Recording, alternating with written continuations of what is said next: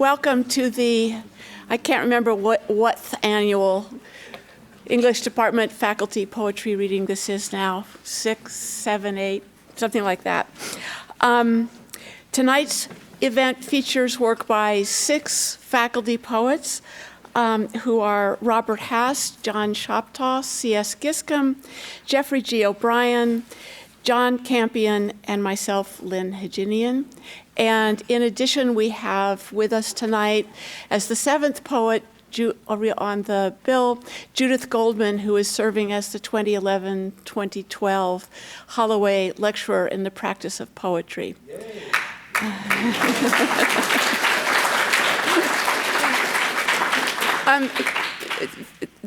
Her appearance on this roster is deeply welcome, and also something of a warm-up, as she will be giving the Holloway reading, as it's called, on November 8th, when she has the podium entirely to herself for the duration of the reading, and there will be a lavish reception afterwards in the English Department Lounge.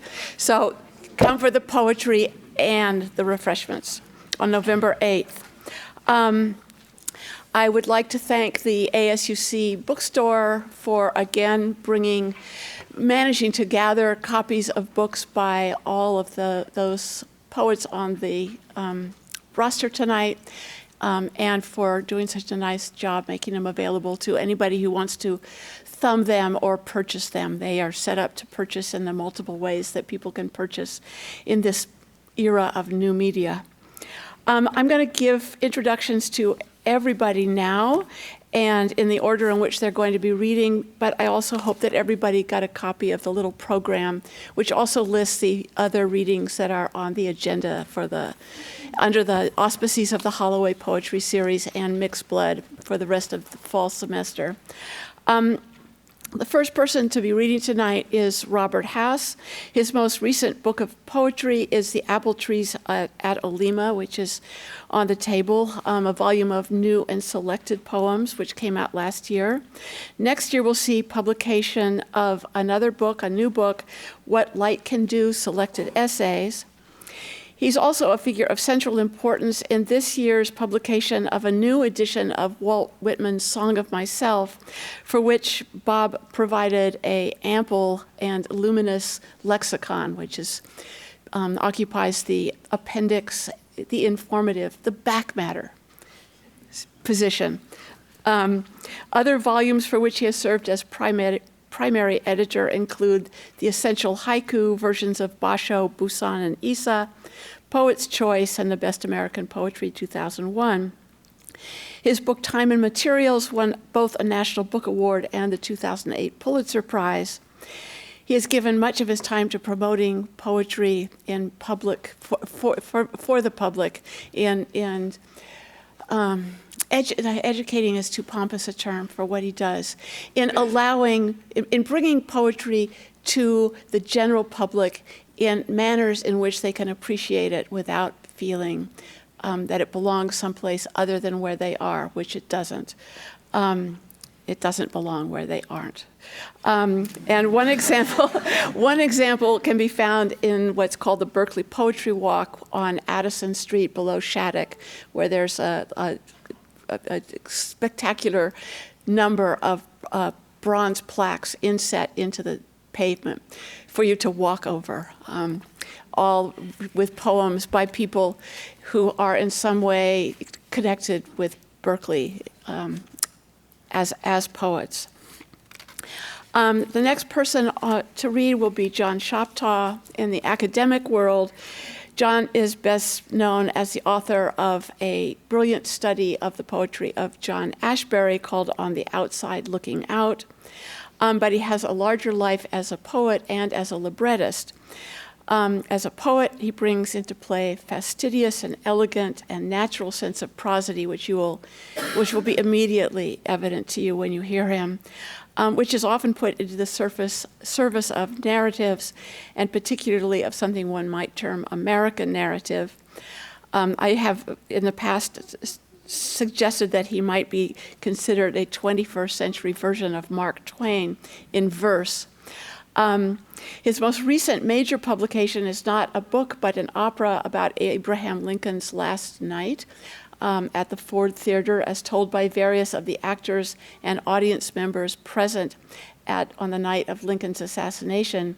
Titled Our American Cousin, with music by Eric Sawyer, it received its premiere in 2008 in a full-stage production by the acclaimed Boston Modern Orchestra Project, whose recording label Bebop Sound has released a CD of the opera. Next to read is C.S. Giscombe. Cecil's most recently published book is a beautiful collection of prose poems titled Prairie Style, also on the table. By my count, Prairie Style will be Cecil's 7th book of poetry, a long list which includes Giscombe's Road, a cross-genre foray into historiography that is simultaneously a work of memory, though not necessarily his own, a work of lyric ethnography, a contour map whose contour lines are lines of poetry, and a pastoral meditation. His list of other publications includes Into and Out of Dislocation, a prose account of, among many other things, aspects of the Black diaspora into the far north, travels in Canada, and the writing of the book Giscombe Road. Work of Cecil's appears in several important recent anthologies. That each of them has a very different and particular focus is indicative of the range of Cecil's interests and the importance of his work in contemporary American poetry. These anthologies include American Hybrid, a Norton anthology of new poetry, Lyric Postmodernisms, an anthology of contemporary innovative poetries, and Black Nature, 4 centuries of African American nature writing. John Campion, who will read after Cecil, is the founder of the ecotropic movement, which holds that for human culture to be healthy, it must exist in an ecological niche and thereby relate appropriately with all the fields of forces on Earth.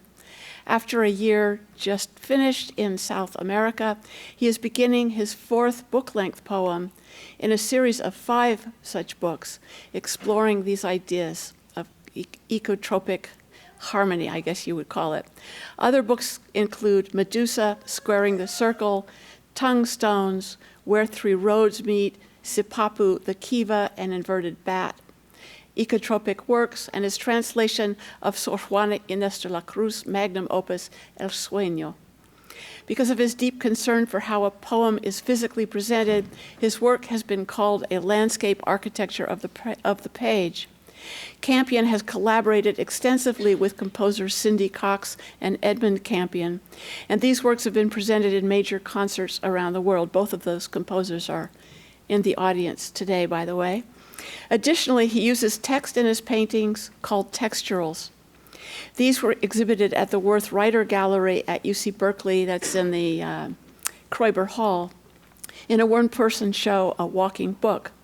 All of his poetry, art, philosophy, and criticism reflect his ecotropic values. I'm Lyn Hejinian. I'll skip that part. I'm here. I teach here. Judith Goldman, about whom much more will be said on November 8th, is the author of Vocorder and Death Star Ricochet, both of which are here, and LB or Catenaries, which is coming out very shortly, like within days. She co-edited the annual journal War and Peace with the late Leslie Scalapino from 2005 to 2009, and is currently poetry feature editor for the academic web journal Postmodern Culture. From 2007 to the end of this past spring, she was a Harper Schmidt Fellow at the University of Chicago, teaching creative writing and in the Interarts Humanities program. Judith's scholarly interests are ostensibly located in the 18th century. Her PhD dissertation is titled Visible Hand, System, Method, and Suasion in the Human Natural Science of Adam Smith. But her interests, scholarly as well as writerly, could more properly be described as interdisciplinary and astutely critical of institutions of power and control. Her concerns for affective life and subjectivity in relation to contemporary media of information are evident in much of her poetry, where she does not disdain being playful. The last poet to read tonight will be Geoffrey G. O'Brien. He's the author of the much-acclaimed Metropole, which came out just this year, as well as 2 other books of poetry, Green and Gray and the Guns and Flags Project, all from UC Press. His interest in prosody and its potentials for new meaning are everywhere evident in his poems. He has a concomitant interest in literary community, which has manifested itself through practices of multi-authorship.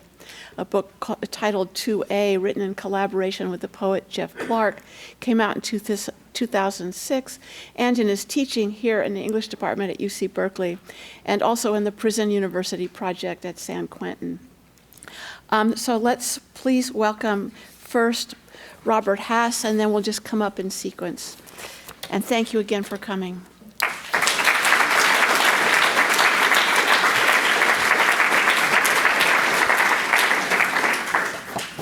Thank you, Lyn, for doing this. Thank you all for being here. For those of you with ecological interests in poetry, I just ran into Dennis Fritzinger, who's put up a new website for deep green poetry and verse. Look no further, he says, than Warrior Poets. Our poetry campfire can be found at armedwithvision.com. Dennis, you here? Anyway, those of you who want to check out what's happening with the militant Earth First poetry in Berkeley, would be a place to go.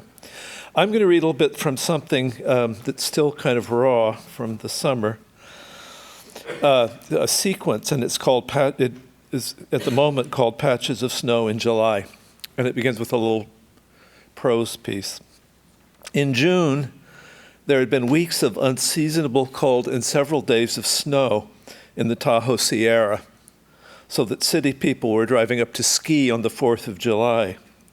10 days later, the tips of the pines looked to be on fire with the neon green, and along the Truckee River, the wildflowers had the raw look of early spring about them, as if they were astonished to have forced the dead earth and were only just getting accustomed to sunlight.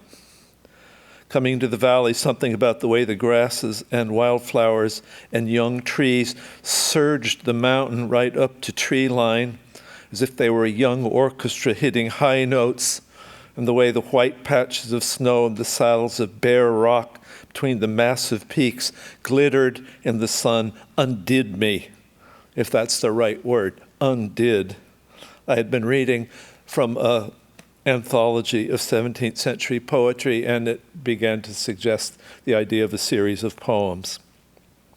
The first of which is called Death in Infancy. And it has an epigraph from Richard Crashaw's poem to the infant martyrs. Nor let the milky fonts that bathe your thirst be your delay. The place that calls you hence is at the worst milk all the way. Almost as if one should not speak of it, who has not, as a parent, been through it, almost as if one should not speak of it, that permanent too soon to tell them that life is a breath, or that life, which is so fair, is so unfair, too soon even to be sure one is not hearing through the wall a last crying before sleep, too soon to know lament from inconsolable, too soon to know lullaby from inconsolable lament. Hush now, just begun.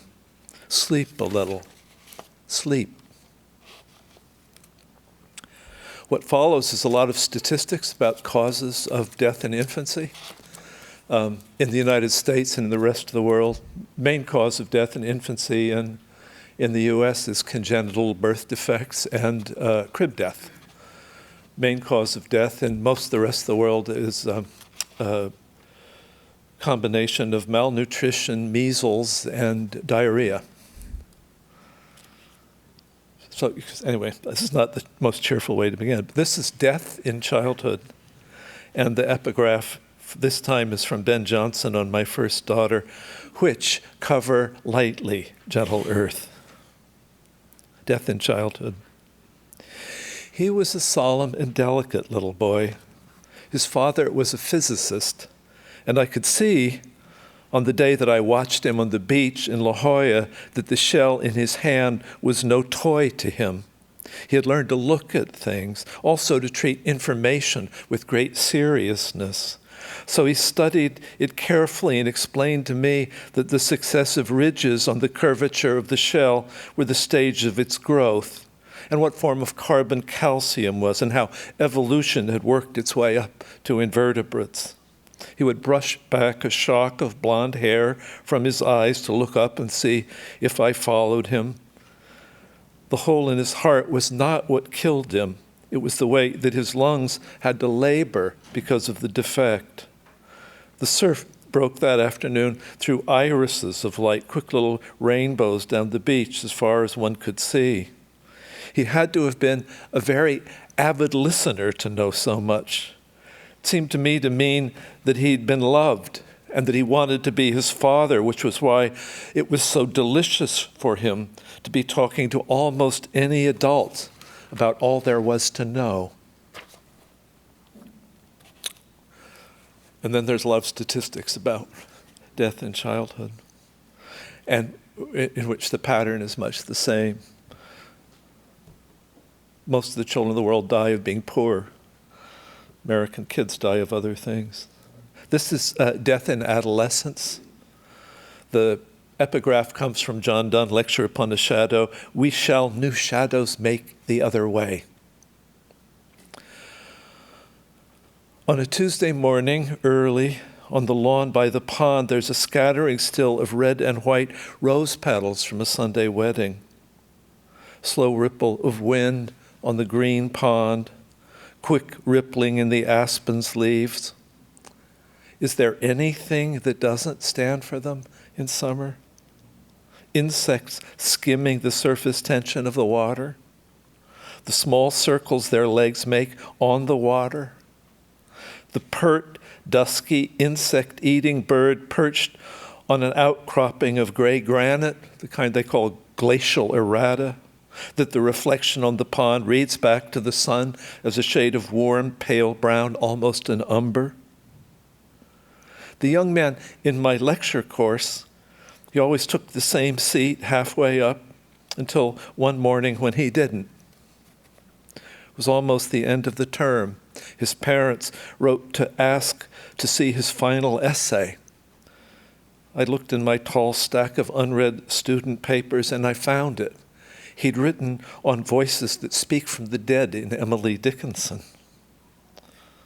Suddenly, a red rubber ball splashes onto the portion of the pond I can see from my window. Where did it come from? And then a very large gold dog swims into view and mouths it. Is there anything that doesn't stand for them in summer? The swarming of insects at the pond's edge that has made the perching of the birds so pert. Someone who lived into her 30s and studied entomology has observed that those insects swarm that way, the males, because it's efficient, easier to be noticed en masse by a female insect if you're looking for a mate. And in this one way, those swarms are like high school. The girl who dies of being fat, of having no breasts, of too thick calves or acne. The boy who dies of stuttering, of the distance between his imagination of himself and how he imagines he is seen. These are the children with their backpacks in the morning and a sullen look as if their parents had sent them out to peddle damaged goods. The boy who dies because his roommate films him having sex with another boy and puts it on the internet so that everyone he knows can gather in his mind and giggle as they watch him come and cry out loud, "Oh, oh, oh." In what form do you not pray to their presence among us in summer? Salt on the tongue, used candy wrappers on the street, white candles in summer, pink, pumpkin-colored candles in the fall. Pewter candlesticks of the Federalist period with finger loops round as eyes. Sleek chrome candlesticks of a no-frills modernist design shooting straight up toward flame. The black dog waiting, quivering at the pond's edge where the gold dog was, waiting for the next ball to be thrown. The window in a washing machine, all straightaways on highways, all long, slow curves on mountain roads, the red glow fading in the tubes of old radio sets when you turn them off, the tinny sound of the recorded voices of disused comedians. Say, Molly, why didn't you take the elevator up? Because the sign said, and the audience, 1933, 1937, is already laughing. New tennis shoes, old tennis shoes. Arthur Axelrod, you are the tall, old Gothic arches that the elms made down the settled, handsome neighborhoods in Buffalo, New York, before elm disease took them. You're the huge Morris Louis canvas of color disappearing in the abstract expressionist galleries of the Albright Knox. Buffalo, my first job. The English department was a Quonset hut, and the department was full of poets. There must have been a dozen poets, and a precocious high school boy came after school every day to wander in the halls. I used to write like Creeley, he would say. He was 16. Basil Bunting got his meter from Scarlatti. I'm getting mine from Charlie Mingus, he would say.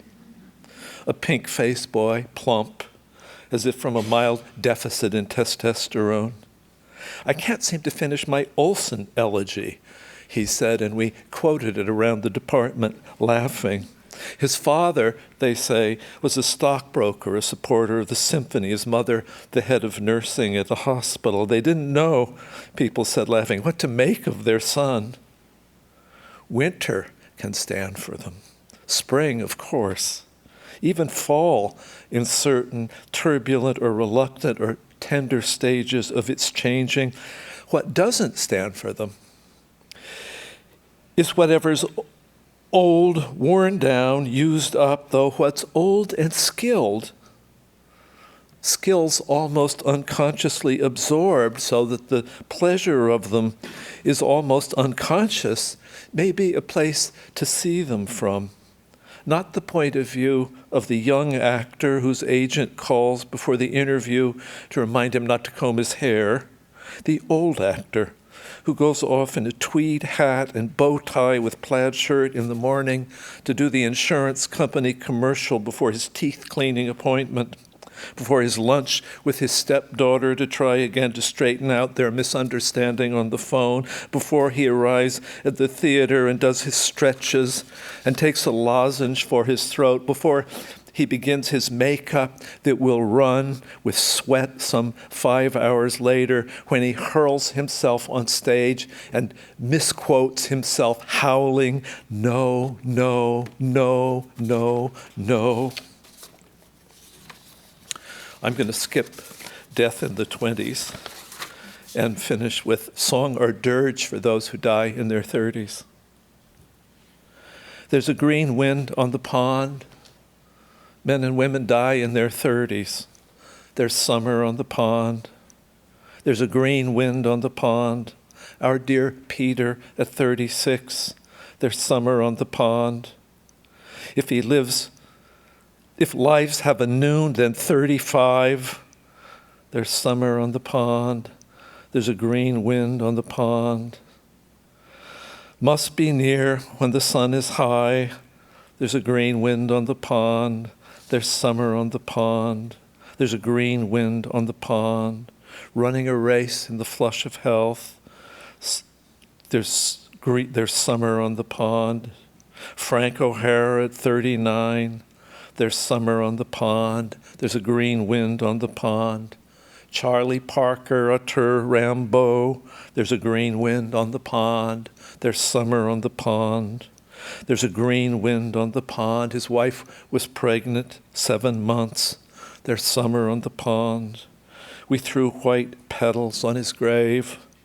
There's a green wind on the pond. There's summer on the pond. Thanks very much.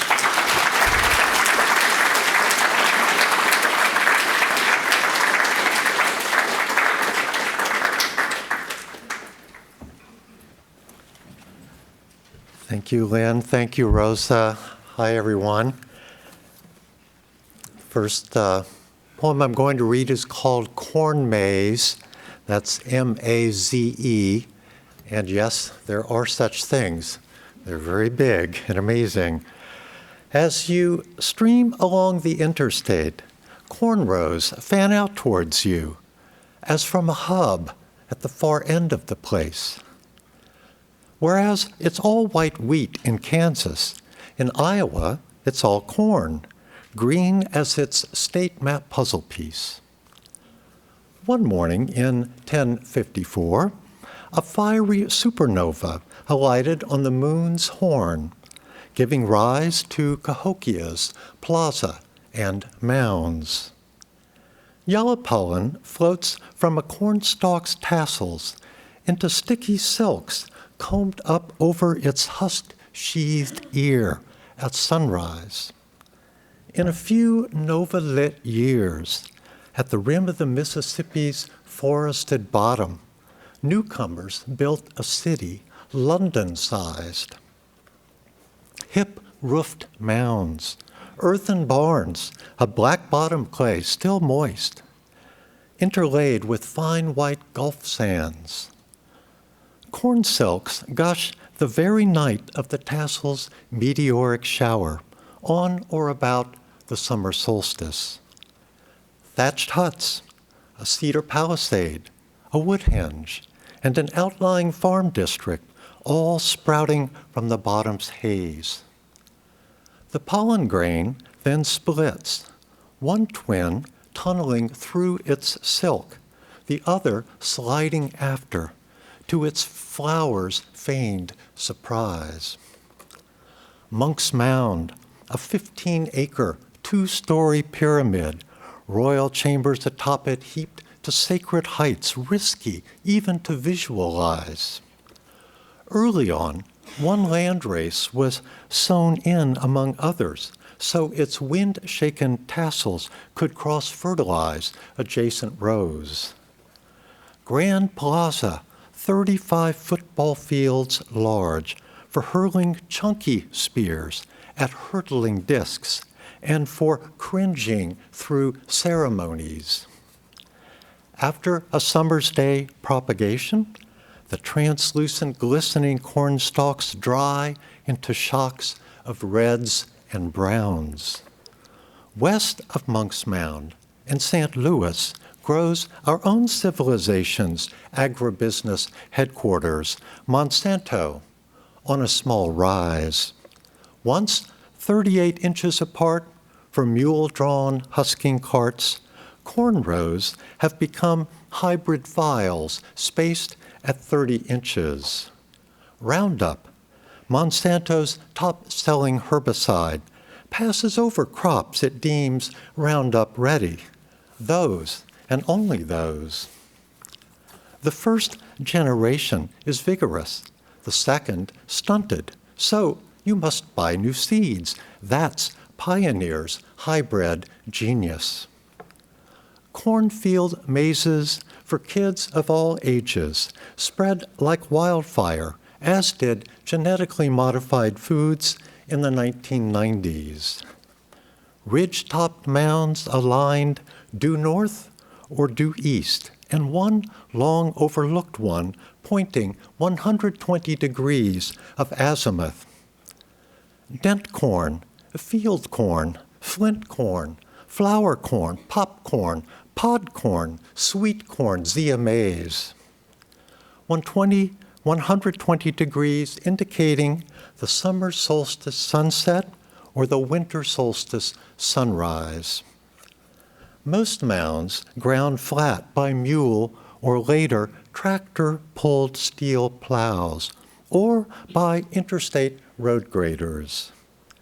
In the solstice mound lay two royal males, one in a rotted cape of 20,000 shell beads. An 11th century Wisconsin cave painting depicts the two sons of Red Horn, who was named for his forelocks' red tassels. Creamed corn, buttered corn, caramel corn, Coke. salmon corn, beef corn, NutraSweet, mayonnaise. Before the supernova, Cahokia's local population fished, hunted deer and bison, and ate seeds shaken from maygrass. When Redhorn's wife, the Corn Mother, dies, in some stories, at the hands of her sons, she sprouts maize. To feed the rapid influx of worshipful laborers, maize only was grown in the rich bottom cleared of trees. Iowa plants corn from fence row to fence row. Corn-fed feedlots, but farm animals, you'll find no trace. Monocultural, as a poem of inbred or hybrid rhyming A's. To float trees into town, Cahokia injected a river into a stream, laying the city open to floods and mudslides. Surrounding the two men are 52 young women in 4 seasonal rows, and a mother thrown in for good measure. Roundup-readied corn expresses toxin from a butterfly's gut, inserted with gene guns or corn silk small syringes. Their skeletons unmarked, the women were perhaps poisoned or strangled or sewn as living sacrifices. Roundup-modified corn pollen falls like a plague on corn borers, unready corn, and monarch caterpillars. In another pit in the solstice mound lies a long row of headless victims, briskly clubbed as before a rapt audience. Redhorn, also known as he who wears human heads as earrings. Corn husking once got national coverage. Life, Newsweek, radio, newsreels, hence the Nebraska Cornhuskers. Skeletal finger bones clawing the pit's white sand indicate that some deaths may not have been instantaneous. Sporting his shucker-pegged husking glove, Jennings would unzip and snap off the cobs and give them a toss. High carbon isotopes found in their bones suggest the females who fertilized the corn mother were farm girls. Soon as one cob banged the bang board, Jennings wanted the next to have already bitten the breeze. Last fall, I read a sequence of poems called Blues Haiku, and this summer most of the things I was writing about were flooded by the Mississippi and tributaries. So this is another blues haiku that I have written because my hometown was flooded along with many others. This too shall pass alongside the city limit sign with a hand-glued cross on it. Post deep in backwater, long with the city limit sign. Don't know who put it there or what all this might mean.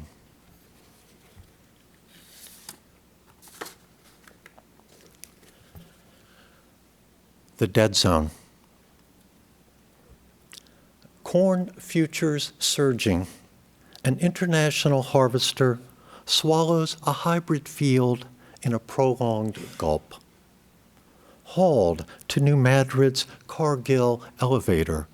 By October, the load is floated in a barge fleet, clear down to the Gulf. Out through the Panama locks, the corn-deep steamship docks at Qingdao, home to a beer and a dolphinarium. The non-GMO gets shipped from Buffalo Island to Rotterdam, the EU's port of entry, once it leaves the Gulf. Fresh from marsh gas reserves in Siberia or in Qatar, where young executives study golf. Bags of ammonia fertilizer offloaded onto barges are hauled in a long tow upriver clear from the Gulf. Spun each spring from a fertilizer buggy, the urea the corn can't use runs off with the downpours to dissolve into Otter Slough, pouring into Little River, pouring into the St. Francis, pouring into the Mississippi on down to the Gulf. Nutrients mumbled from the river's swollen mouth are eaten by algae that bloom, then drop onto Louisiana's shelf, where they're eaten by bacteria sucking oxygen from the still waters, leaving brittle stars, ghost shrimps, fiddler crabs, worms, gasping at the bottom of the Gulf. The future lies downriver. It'll come about when the Mississippi signs its muddy hieroglyph. No moonlight special, and it's 12:30. Watch for pelicans. They know the way to the Gulf. Thank you.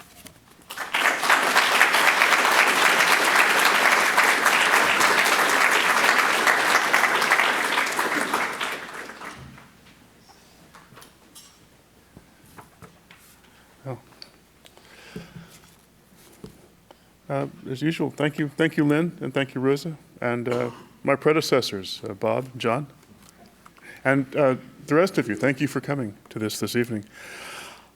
I'm going to read 6 poems from a series in progress that departs very obliquely from a poem by Langston Hughes, a poem called Early Evening Quarrel. It's not one of my favorite of Langston Hughes' poems, or pieces of his writing, but I was interested in the idea that's half in the title, that there's a certain range of quarrel or argument that might take place at a particular time of day, and that time of day, early evening, the opening of a new season of the day might be a location or border worth looking at. I'm interested here as well in memory and in the strangeness of Middle Pennsylvania, where I lived, and some other sources of language as well. Early evening. 1. Redtail eating a fat squirrel in one of the elm trees. I'd meditated already, had a hedge on the night, but owned nothing past that. Surrounded by crows in 3 or 4 of the other elms, who had come suddenly, materialized out of nowhere, shouting, "Caw!" as he picked that boy to bits. The most common hawk in North America. Early evening at Penn State. Still light and no leaves yet, or they'd already fallen off. Late autumn then, or early spring. 2000-something, probably 2003. Off the hip of Old Main, 10, 15 crows. One is a gun, Charlie Brown. After all, one is a gun. A single composition of many parts evil, many parts mad. Shadows lengthen, Charlie Brown. 2. I remember what happened to me. Address could be bright and vivid, or it could just be to whom it may concern, or the nickname for a whispering demon, orders in his hand, Charlie Brown. Where was I? We hit the pothole on the ramp off the Mount Nittany Expressway, the one everyone calls Old Familiar. One if by land. Draw ahead, Charlie Brown, full of fever. Push comes in parts, no place to change. Swallows, swifts. 2 is a shoe, meaning we'll play both sides of the net, as it were. Each has its neighbors, its love rooms. Knowledge seems easy, but who am I to say? Swallows and swifts, Charlie Brown, swallows and swifts. I'm who I say. I'm in town, and the night's young. I'm at your service, Charlie Brown. 3. Nothing, no evidence held back. Our work was done, and I crossed the bridges home. Hell's part of heaven in my book. Treed, multiplied, rife with example. 3 is a tree. I'm less peculiar than some folks. I paced white drivers in their cars. It has seemed to me at various times that you don't just happen across a creek in the country, but that you need to be looking for it, seeking water deliberately. In town, it was different, but that goes without saying. Down on the coast, I was different, or I had been. I have been thinking recently of Southwest Ohio creeks. The countryside has seemed to shrink and then expand in size, as I remember it.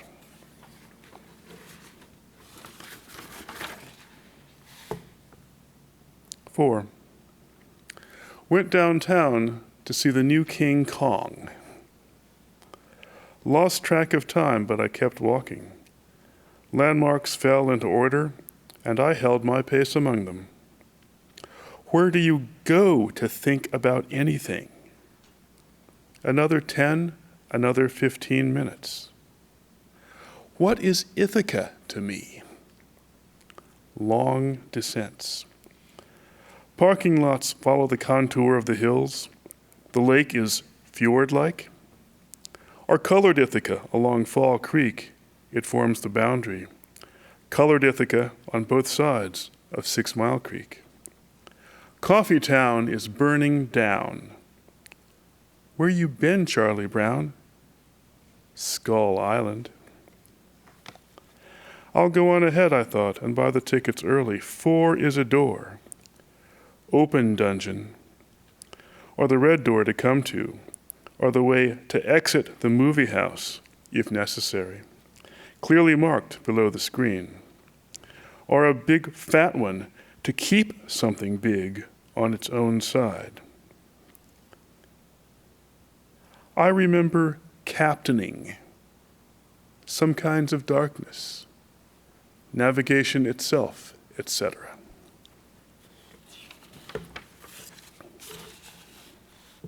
Five. Or hell is in this one particular part of heaven. Once you know that, you are, as it were, in the car. The one Main Street branch is typical of some towns, like a hand. But 5 is a hive, baby. A buzz, be loud, tingling. Where was I? Downtown. Now you see it, and then you're there. In spades, a measure. There was a sliver of cigarette smoke in the breeze. Where was I, Charlie Brown? I've been to the rural branch campuses of Penn State, small and for the greatest part devoid of black students. The main campus at University Park was beautiful with its walks shaded by elm trees, the tops of which are lit and merge in early evening with the roofs of the old stone buildings to make a single skyline, a consummation. Or the skylines mixed. It was dusk. I was going to make a loop or square around College Avenue. I'd circle Old Botany and arrive at my lodging from a different direction. Downtown was a joke.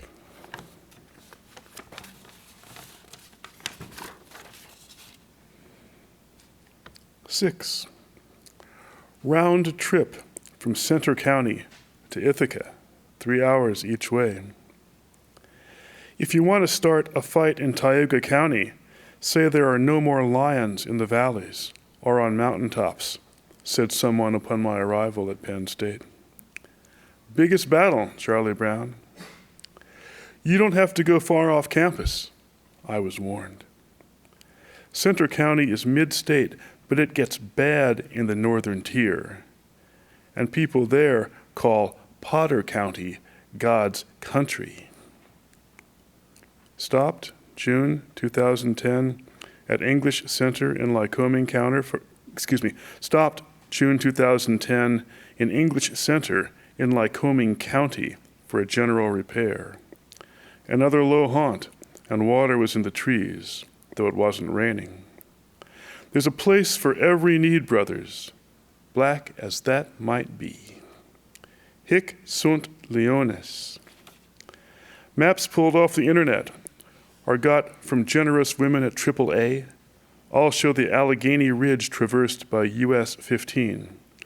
PennDOT has marked Bloss Mountain summit, but Steam Valley Mountain is where the weather changes every time, and then, heading toward Center County, one follows the base of Bald Eagle Mountain all the way down to Penn State. Endless mountains, inevitable Poconos, Hawk Mountain, Ridge and Valley Appalachians. Prevalent story at English Center, where there's a plaque, that Dr. Reinwald in 1840 was killed and eaten by an ML while on a mission of mercy.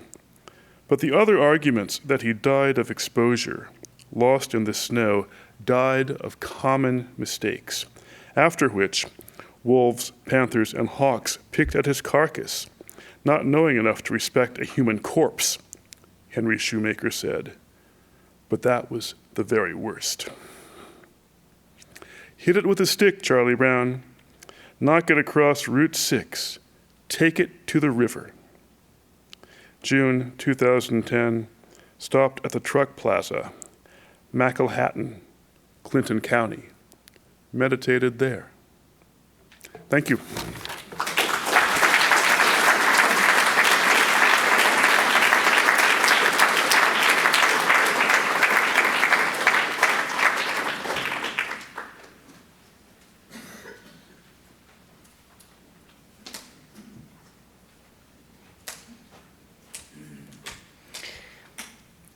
I'd like to read some brief cross selections from some book-length poems I've done.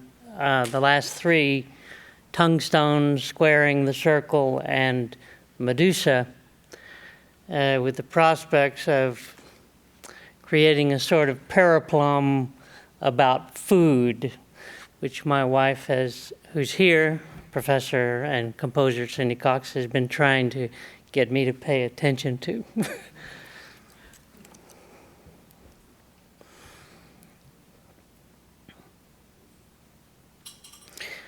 Drying above the gorge, new colors of a butterfly, ungainly wings make easy prey. I'm reminded of fresh faces swinging on bars in a Sevillian garden. In Europe, only the poor eat corn. In Portugal, mixed with wheat. In Spain, fed to pigs. Stamens are separate from pistils. Grains protected on the husk continually dance. Tall corn phallus. A young girl stripped of leaves, a green jewel pulled from within. Yours the hand that turns the heavens. Calendar and pitch pipe so close, you cannot slip a hair between. Gods too eat with their fingers. Shipe, the one who puts your skin on, salivates at the dancer's jangle. Rice, a mate. Uterus, round and firm, in her memory do we toss at weddings. Millers add vitamins to devitaminized rice. Dust bran with talcum to make it white. The rabbit in the moon grinds it down, turning me to powder. Overhead, the great tree shakes loose its ashes. What the calligrapher said, a rice grain, a bullet, a rice grain, a candle of peace. Come, shred nose and lips for the privilege to address the potato divinities.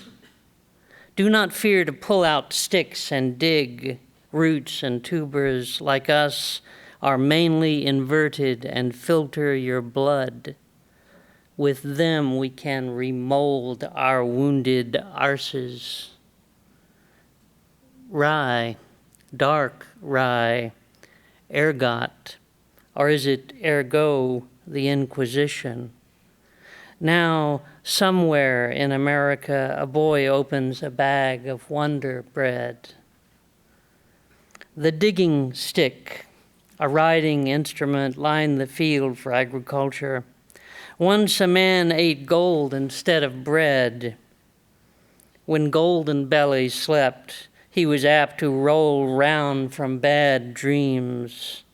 Is said to have been so large that during these turnings you could hear screams of those crushed under his great paunch. Yonder, dust rises over North Texas. Near Amarillo, workers off to Pantex. The Ogallala, half-drained corporate know-how raises the stakes. Wading through a slurry of fecal chicken, fully equipped with gas mask and rubber gloves, today's farmer wages a war on the body. Our hunger a well-placed bomb. The head of Earth stuffed in Saturn's mouth. Francisco de Orellana followed General Pizarro from Quito downriver.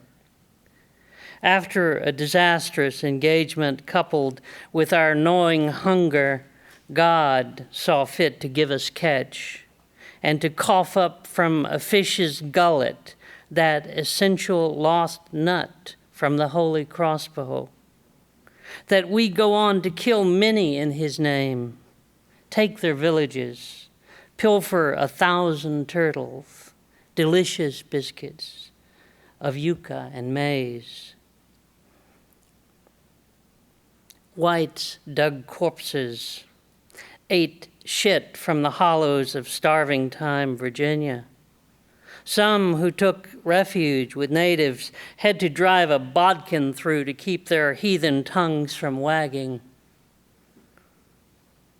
Here, salmon ran full and red, and we ate together till our bellies sang. Then the stranger brought his money and many other things. Now we live on stamps and must increase the dosage, as their doctors say. But nothing can rid us of the disease or call the fish to return from the other side of the world. And now, without nourishment, we seek the medicine our sickness needs, taking everything in sight. Sophia, there's something wrong with Papa's stomach. Papa, what's a stomach? Something that changes food to energy. You mean like animals? Can't they get out? Like a game bag, seems like. Other things are in there. Everything is in there. Is the earth? Are you going to die? And the stomach's going to make it into something else. Well, honey, Papa may have to say goodbye forever. What will you look like then? You see the body gradually disappear, the head, shoulders, legs, feet. I don't really want you to go anywhere. That's when a hand will reach in and help me through. Then I'll wait till it's my turn and be given a hand too. Then we'll all live together in the stomach. Just like now, sweetheart. That's better. Thanks, Doc. But you know, some bacteria making wood palatable hang in termite anaerobic hindguts. Ancient symbiosis enabled evolutionary radiations along dietary lines. Doc, just eat me. Four-gunt ruminants convert cellulose, an active transubstantiation. Chewing cud stirs contents with even cosmic rhythm. The esophageal junction promotes eructation, without which the animal would explode. Compare such fine produce with the coarse dung of the usual hindgut. Indra's projections frame social parallels and draw the cast from his malleable body. But for sheer customer satisfaction, you got to call the telekinetic monkey tailor to cut an organism fit for any occasion. Though diversity is still a formidable problem, a new era buds in natificial products, where even danger of irreversible defunct evolutionary heritage rising from runaway engineered foodstuffs widens the idea mart. Just think what genetically modified DNA moving into gut bacteria could mean.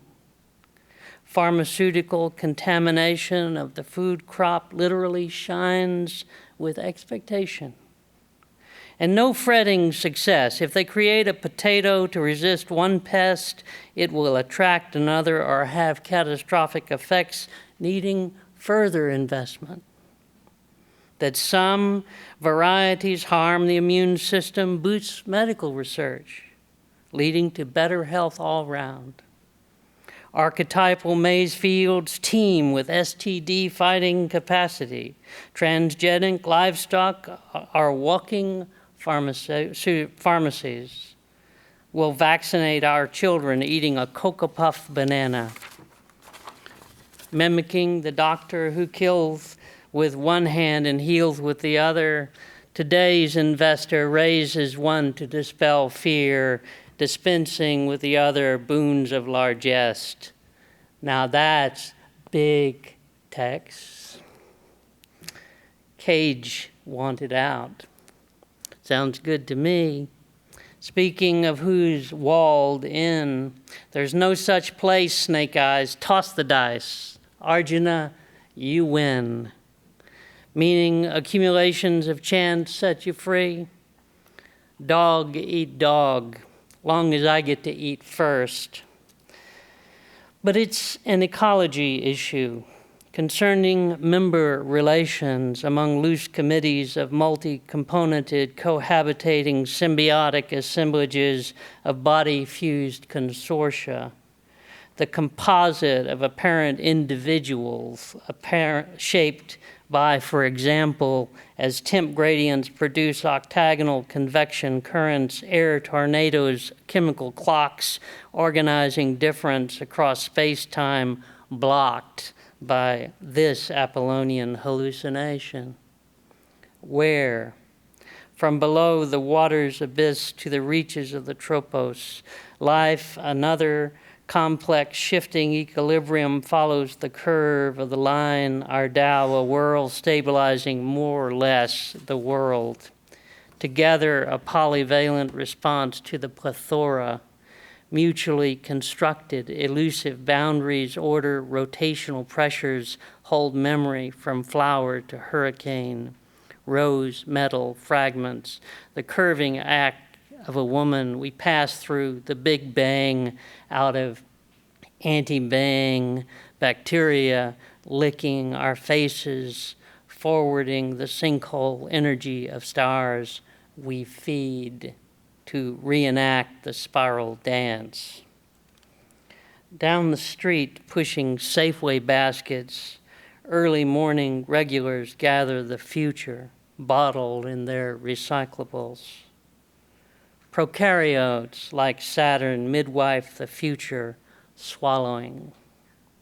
We too, dancing with mitochondria, Lilith, maternally inherited from stored memories of survivability, ingesting for the sake of tomorrow. Gaia selects as we depend on the kindness of strangers. Thank you.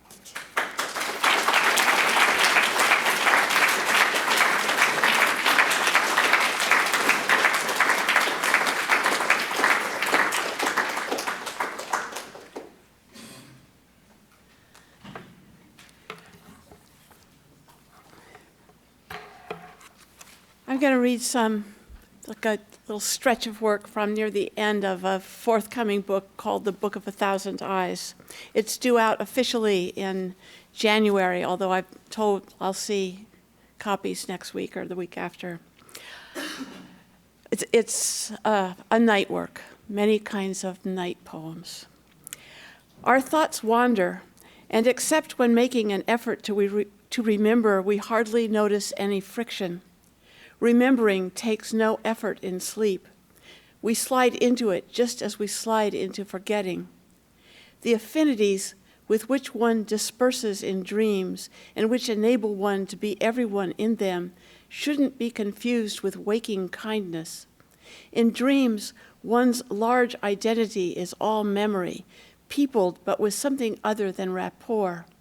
It's waking life that rapports populate. There is no empty sleep, of course, no sleep without content, but sleep says nothing. It has made its break. Nothing done in sleep can be said to count. Numeration, sequence is not part of sleeping strategy. It's all one, or it's all none. In sleeping, we go backward toward the true blank, where it's been permanently, though prematurely, installed. It's precisely in sleep that we come to things installed, things in endless summation. Sleep maintains records but doesn't record. That is wakefulness's passion. Sleep balances by flowing. In order to keep its balance, it never stops. Even awake, we sleep. We know, of course, that nights belong to time, whose dark divisions exist as if to harbor sleep, so that it can take place at the edge of life and make a place for dreams. Dreams themselves, though full of gaps, slip things into the gaps that harbor the indivisibility of the middle zone of life, where indeterminacy and intermediacy are so easily confused. It's beginning, and a gift ball of blue glass, and a photo of a brother, an altruistic perseveration, a drawing, a drowning, an excursus with pedagogical intent, a cautious child, a wrinkle, a wind, a single cell in a uterus, and audible content, a long lullaby, a hieroglyph, a glue stick, and it continues, a marmalade, an eventuality, and fades. Suddenly a film, weathering a film, shareably a film, shakily a film about a man who's framed, action, a film on ranching, a film on fishing, and a film on throwing rocks, a film and its soundtrack, a woman in a film who will be in none to come, a film about a woman good with guns, a film of some influence on the history of film, a film that features female stars now deemed angelic, earthy, funny, foreign, or forgotten, a film rarely seen, a film of a spiraling plane in flames. In a film on mountain climbing, there's a voiceover. In a film on La Belle Époque, there are stills. Only a film, lastly a film. We film still. O voyeur, as stubble on haze, and as déjeuner. I am talking, caressing, crooning, but I can't calm the gaunt brown horse on the platform at the top of the tall wooden tower. It is lying on its side, thrashing. Its legs are very long, the knees knobby, and writhing. Its neck is long too, and the expression on its face is one of total despair. It fights to get free. I am holding it around the neck. Then I grab at its legs to keep it from throwing itself off the tower. But I am thinking that perhaps now I should let it go, as there's no consoling it. Lyn, is that you? Are you there? You wonder, in the middle of the night.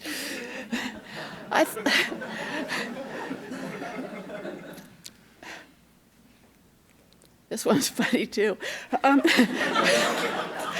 I thought I saw my grandmother basting a baked ham.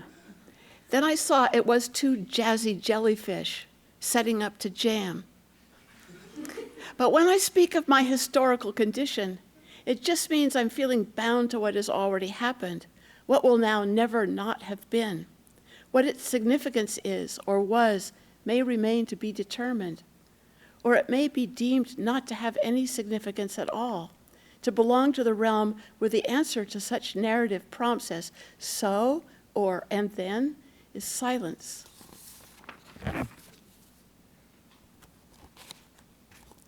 Written descriptions are no more than tickets to the game, and view my wasting skin, and love alone can lend you loyalty. Take the movement of the limbs and trunk. The tightrope walker's path is blocked by chance one day, habitually thereafter, in a blast beruffled plume. It is here that a map would come in handy, a fright that only falling bombs could bring about, of the sea coming, sea-like, in, under the enemy, fascinated by and afraid of the horses, at the annihilation of the enemy and of the enemy's memory, alive enough to have the strength to kill, as a good go-between sees morning harden upon the wall. Death is cast out of human thought by fear, scolding squirrels in a tree.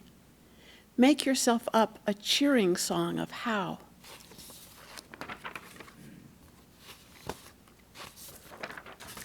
While mice play in the sacks of wheat, the backwater miller stands by his mill with his private face to the wind, lost in worry. It may be possible to be thinking intensely but of nothing at all, but this is not what the miller is doing. It begins to rain at 1:38 p.m. A young man in dark brown pants and a buttercup yellow t-shirt runs past the drugstore, shouting things that add anxiety to the situation for some and zest for others. At 3:14 p.m., remarkable swirling currents of water are visible on the streets, and the little five-toed dancers emerging from ballet class at 3:35 shudder.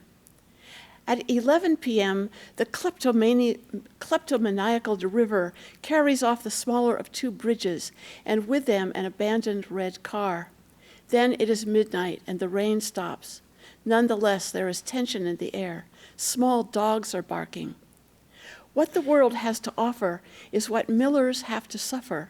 And the next morning, the miller will turn his face to the mill and set to work grinding the flour.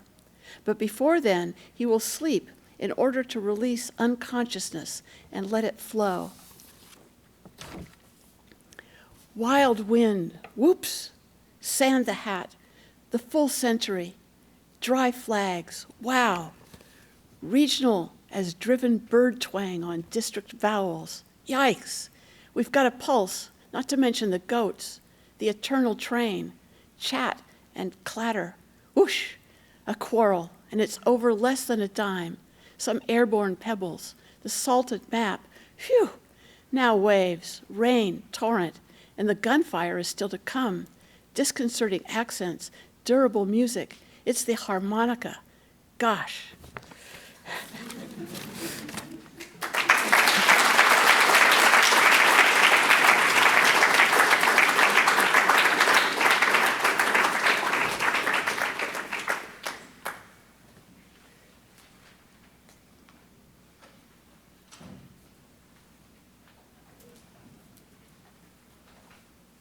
Thanks to Lyn and Rosa for organizing this. It's such a pleasure and honor for me to be at Berkeley, and I've already just had so much joy and been so thrilled by the talent and enthusiasm of the students, and I'm so pleased you're all here. Thank you. This is called Session Tapes.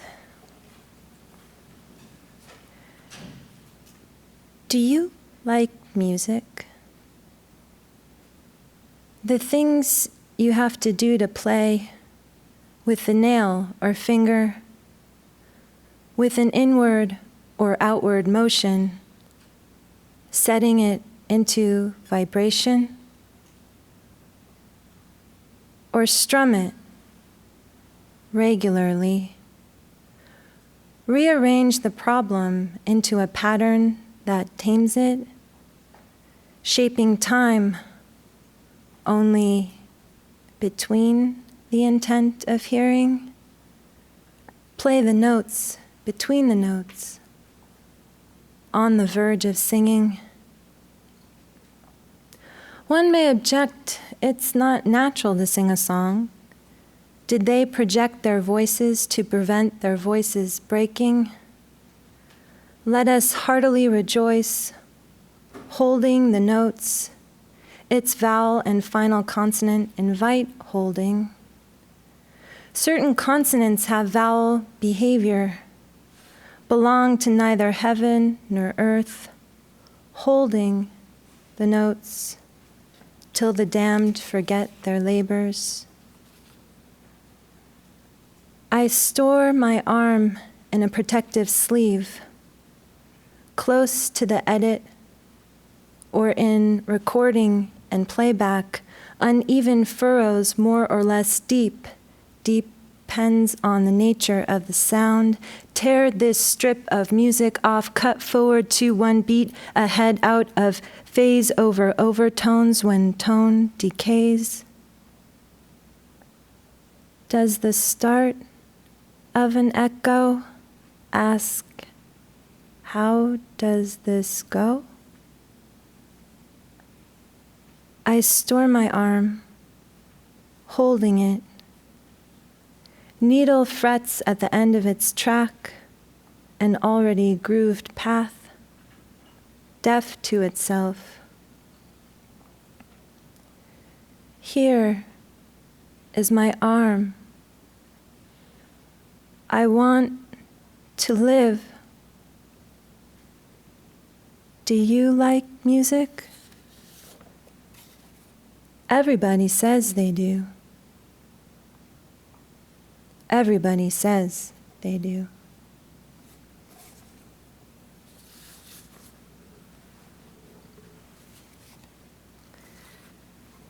This next poem I'll read is kind of writing through of Wyatt's poem, Who's So List to Hunt, and it's much more fun to hear when you've heard that poem right before, so I'll read that as well.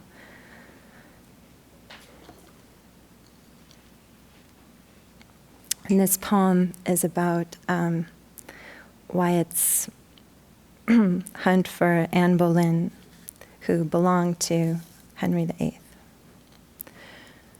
Who's so list to hunt? I know where is a nind.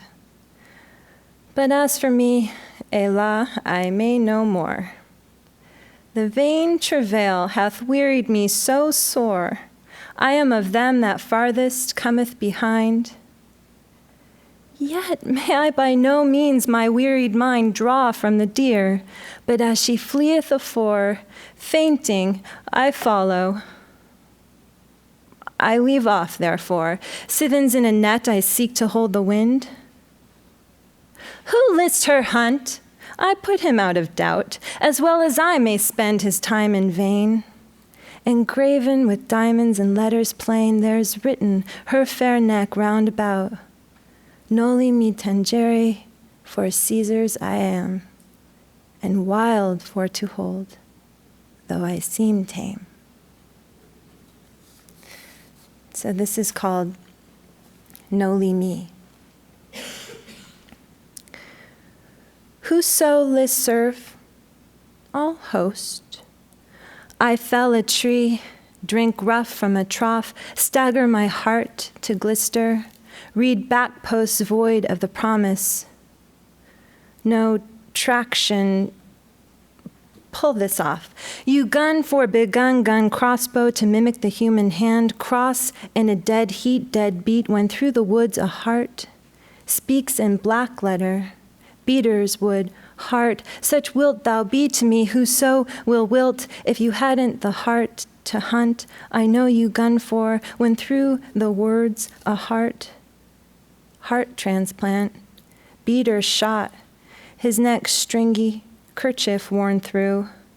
Dogs in dead heat to ground and drag are carrying some slain hero. That's my girl, dog, in the clearing. Make mock of human littleness, sweat in a circle around your lips, aftertaste, ciphers of lust. Transposed men now fawn. And what shoulder, and what heart. Like ships to list who so make service in bondage, unable to express themselves, only sometimes to weep. By not opening onto listening, it had become pitch dark. Why is reason a voice? Loss of memory and conscience, in head, shape, and skin, white-hinded hindrance, ill-assorted limbs declare you neither beast nor... And likewise the flesh, unmanned, strings the cord on a new peg. After looping the twisted gut at both ends, words incarnate as voice flesh, a pig speaking fluent Greek, but not Latin, turns. Turns out deer speak anatropically, it figures. Beasts are good to think with. That animals are better than they morph to challenge thought. All things change, but nothing dies. Fill their ears with wondrous things, sound net, volta, volta, revolts. I have a very strong instinct. Oops, the reins fell out of my hand. Cursor, choose, rehabit the empty commons, rabbits rehabit, forgotten and remembering, waiting in the cold beside that gate, mediating meteor, polymer, I stand on the mark. Wanna nurse me, you little bitch? As if they were swine? Caught my sloppy copyist dropping it, sopping so the peas stopped popping at the top. They touch very closely upon our subject, propped up, propitiate, seed corn, all told. All tell the same story. Then there was an attic, so he goes into the attic. He sees a hole, says, shit, what's that? When it grows again, or which do not grow back? The nurse is also a mouth needing to be fed. A whirlpool sucking down the water, chin dripping tears, changeable and elusive nature. Feign a crookback or limp, prodding him awake with it, burnished in the fire, tossed it up and down in a blanket, and was nothing but a prank. Changed into a deer. Sounds like a person trying to imitate a deer. What does a deer... Damaged pronoun. I'll be your food's food, though I seem tame. I speak for my name in name only. Your name is a number to which I cannot count. Stupid fucking browser. Stop bellowing. How wilt my ear hear the hearth's heat? Well, they closed up the mouth of the dark entry, bolt drawn. And I do not want the key again. A dog is faithful even to the poor. Do not become attached to the wealthy. Do not bark at poor people. Do not trip over the beat my dark heart skipped. Skipped a farthing, changed my changeling darling pining in my oakened hope. Fell into the diamond's grave with a phrase from the Vulgate. Cithens in a net I seek to wind you, a vain travail in letters plain to draw your last meow. Now how crack the door to put you out of doubt? I'm winded, I may by no means draw me, tells me to churn it out. I'll feel butter. Draw straight from the deer. Life drawing to a close. Close this copse, would a corpse, my cyclops mind hops to cope. Fainting I follow, farther, farthing, draw a card to cadge with. This vain travail hath made me wary. I'm sure sore, war-torn, corked. On the gurney, my gown caught, but it's not my thread. Telltale heart, dear, oh dear, buck up. Download the Come Quick doc. Heart's horn, thorn pays court to wound.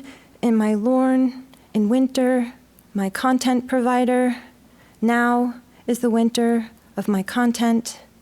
Scared of scarce half-made shape, sportive, got doored, deared, in earshot, the template is not my heart. This search returns all items. I shall ever do so. Though I must go, whoso would list, no, we are brothers, you belong to me. Did not boast, but showed their scars, with pomp drip gold. I shall ever do so. Noli me tangerine, Listerine, sovereign, wolver or wolver plove, stave to this drive. Driven hearts from copse closing, dear, does Elah mean alas? Do I dare to eat?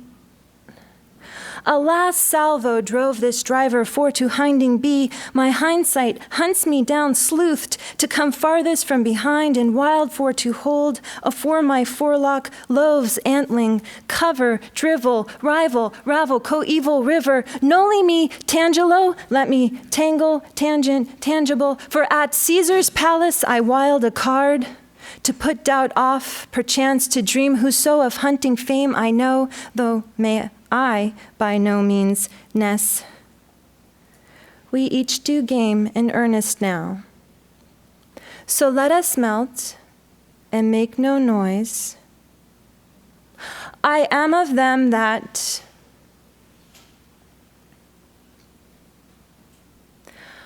I leave off, therefore, those things that elemented it, to lean and hearken. Wilt thou be so to me, who so must hunt this God-forsaken deer? I go in circles, thy firmness in my oblique run. My wearied mind can't compass, compacted, seized with seizing up, sneezing, my seasoning, out of season I am. If a hunter may undone come, andante, comma, ever receding, fleeth, seeth, teeth? Dear, dear, made a salad amid a mid-Caesarean stanza here. Here stands a stand of trees, wood, this for rest? Rest now, ever rest. As for me, I may doth if the other do. I leave off, therefore. Oh, range, orange, range, the wood, the word. 1 to 1 redirects here, here, here. P.S. When I run, the trees blur. P.P.S.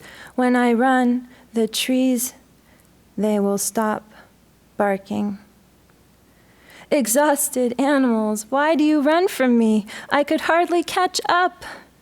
The inkwell's hole will sing for your supper to cover transportation. My new track began to die away. It snowed so fast. So just put your head on the rack there.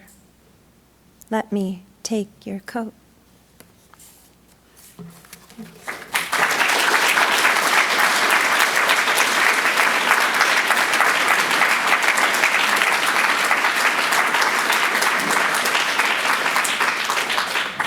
Hi, I will bring us home, and thank you to Rosa and to Lyn and to all my fellow readers. I want to ruin slightly Lyn's modesty about herself and just say that The Book of a Thousand Eyes is something she's been working on for, I think, roughly 20 years, alongside all of the other books that we know and love, and so I think it's a major event, and I encourage you to find it when it appears. This, on the other hand, should take 8 minutes and 57 seconds. I'm going to read a poem called Materia. I think there's only one word not in English in it. It's a long German word, Kindertotenlieder, which is usually decorously translated as songs on the death of children. So we've come full circle, Bob. There's no corn in the poem.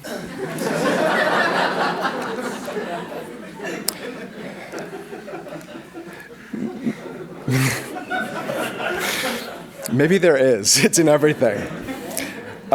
It's called Materia. I had 3 tasks: finish, cease, and stop. I had the single method, wait like form, on the inside of the outside, made of being made. Their space is nothing so large as tests don't end, they bide. The good and bad have the same structure. Let me be more specific.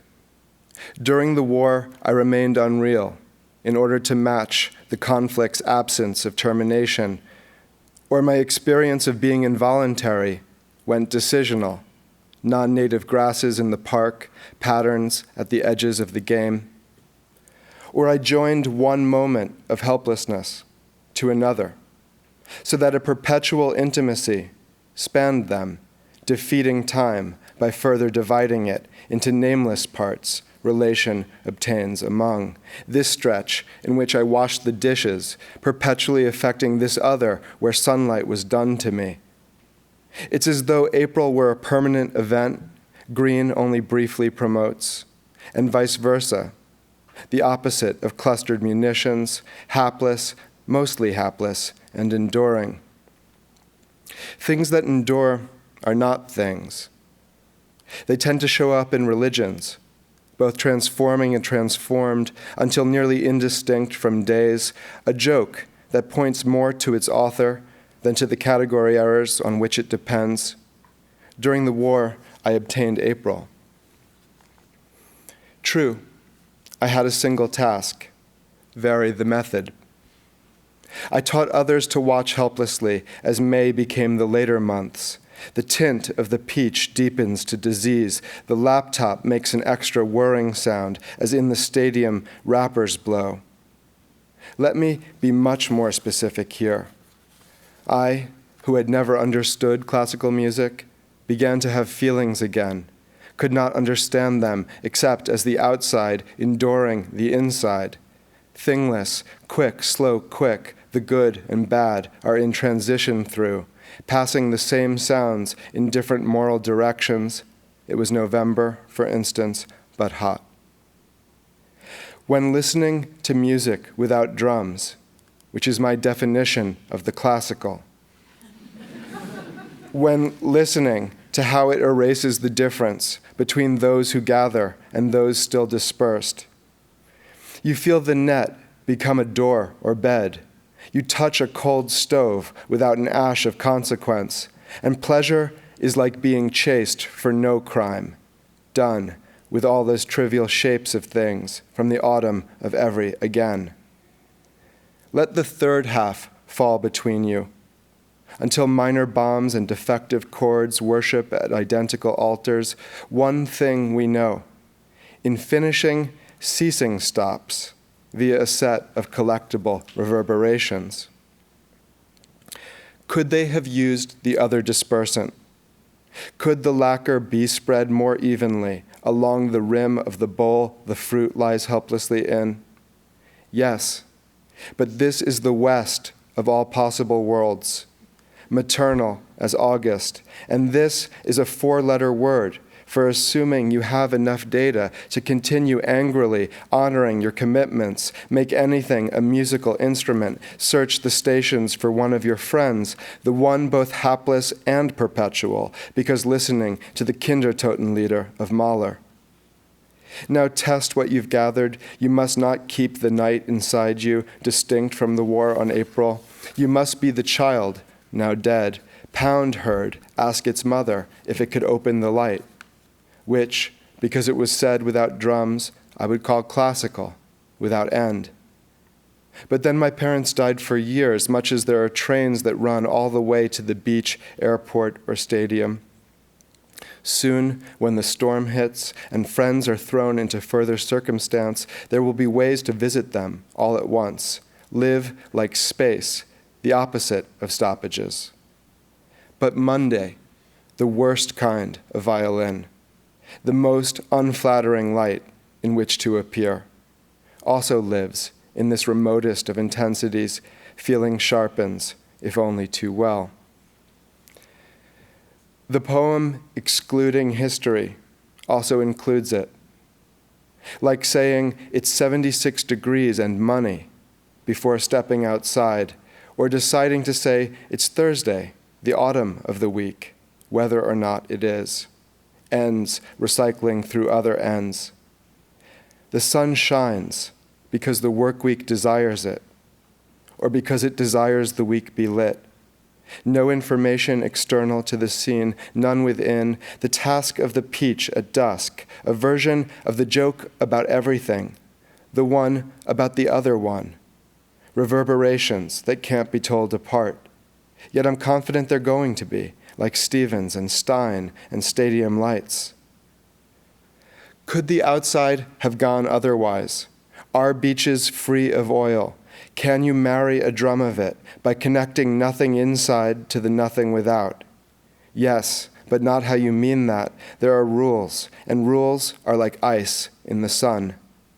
Form is a child of death's song, parentless. There will soon be ways to visit all at once. In the meantime, tasks unstoppably haunt the body. Days, nothing so great as a feeling comes. You feel confident saying it's going to rain, but not when. You feel certain your job is to be mad, but not at. Method without object. Object, the subject you wanted to be here, but not like this. This has nothing to do with it. You are responsible for each sunset's likeness to the end of the world. A chopped up cheerfulness that is the sign of its formal relation to war, or how camouflage changes over time, each with its historical season of use and late transition into uselessness, accompanied by drums. Could they have refrained, varied their method of ceasing, a poem for once modeled on conflict resolution only in the manner the sunset was, light exchanged for lights? Could they, for they could? About this question, I'm neutral, the way the cat is about the house, the way 150 lines on the usury of weather fall through no space perpetually. Yet I feel confident. Like iron in autumn, there are rules. The first movement comes before the other three and is called a sonata. Its task to move into the slow wartime of the adagio, which is about it the way money is a form of weather poetry, world joke, whose origin is lost in the traces minor chords preserve. Nor does it end there, among the invasive grasses, in a million-pillared symphony, so called because of the forces required to perform it, but I'm confident it could. Thank you.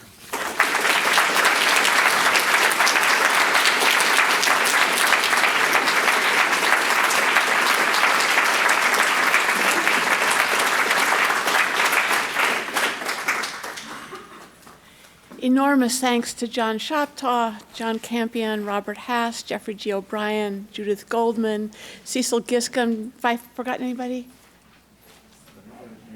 What? You. Oh. Thanks all of you for coming. Enjoy the fall semester at UC Berkeley and write lots of poetry.